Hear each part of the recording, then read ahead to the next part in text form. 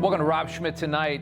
Just before 9 o'clock last night, an Army Black Hawk helicopter flew into an American Airlines jet carrying 64 people as it approached Reagan National Airport in Washington. Both aircraft plummeted into the icy Potomac River. 67 people are now dead. A camera on the Kennedy Center, about 4 miles to the north, captures the moment of impact. And even from that far away, and you see it flash right here, the crash, and the camera catches it from so far away, but the crash was so inexplicable that many initially speculated that it must have been intentional. On a crystal clear night, how does a helicopter run directly into the side of a passenger jet? A day later, it appears that this was not intentional, but simply the fault of tremendous incompetence. Today, with questions swirling, the president, his defense secretary, and transportation secretary all came into the briefing room, harping on the dangers of ending merit-based decision-making, whether it be in the military or our air traffic control towers. Their rhetoric so early on, as bodies were still being pulled out of the water, surprised a lot of people. Here's how they sounded. My administration will set the highest possible bar for aviation safety. We have to have our smartest people.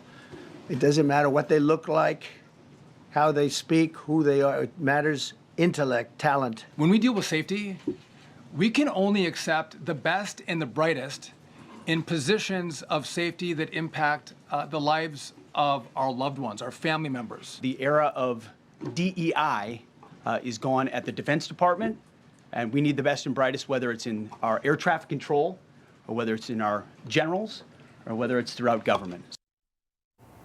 So many said that talk like that was inappropriate. CNN's White House correspondent accused Trump of jumping the gun talking like that.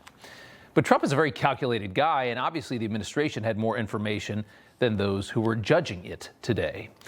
Tonight, it appears very possible that the pilot operating the Black Hawk helicopter that flew directly into a passenger jet was a modestly experienced female co-pilot being trained by another pilot who had about 1,000 hours of experience. The female pilot reportedly had around 500 hours. Now, by comparison, the average commercial airline pilot has about 15,000 hours. A massive Sikorsky UH-60 Black Hawk helicopter flying right through one of the busiest air traffic areas in the world.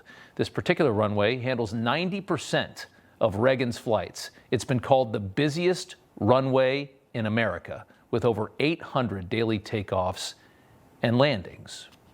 So why do we have pilots with so little experience playing Frogger with passenger jets through this hot zone with flights landing about every 90 seconds, is a question we should all be asking. We have Army training happening inside the nation's busiest approach area at Reagan National. Helicopters whizzing all over the place as planes landing over and over and over again. Trump's Army Secretary nominee said this today during a confirmation hearing.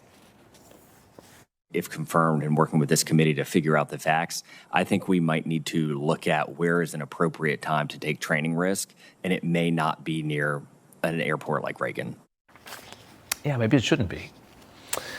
And then we get to air traffic control, which potentially played a role in this accident as well. We're going to have to wait and find out, right? The preliminary FAA report shows last night air traffic control for Reagan had one controller doing the job of two when the crash happened. Now, shortages in this position are nothing new in this country. For years, our nation has been depleted. From the New York Times in 2023, drunk and asleep on the job, air traffic controllers pushed to the brink. A nationwide shortage of controllers has resulted in an exhausted and demoralized workforce that is increasingly prone to making dangerous mistakes. And as we've seen stories like this of a depleted air traffic workforce, we also see Americans being turned away from these positions because they're not the right color, as our vice president said today. If you go back to just some of the headlines over the past 10 years, you have many hundreds of people suing the government because they would like to be air traffic controllers, but they were turned away because of the color of their skin. That policy ends under Donald Trump's leadership because safety is the first priority of our aviation industry. You're there.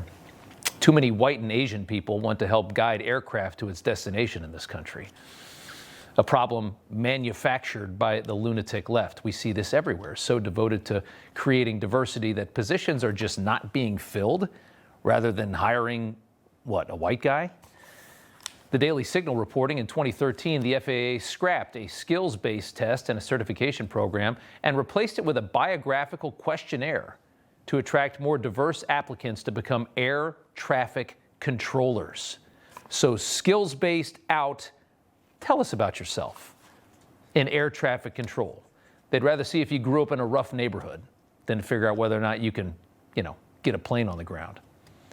This policy was ended by Trump in 2018. It was Obama that started it. Trump ended it in 2018.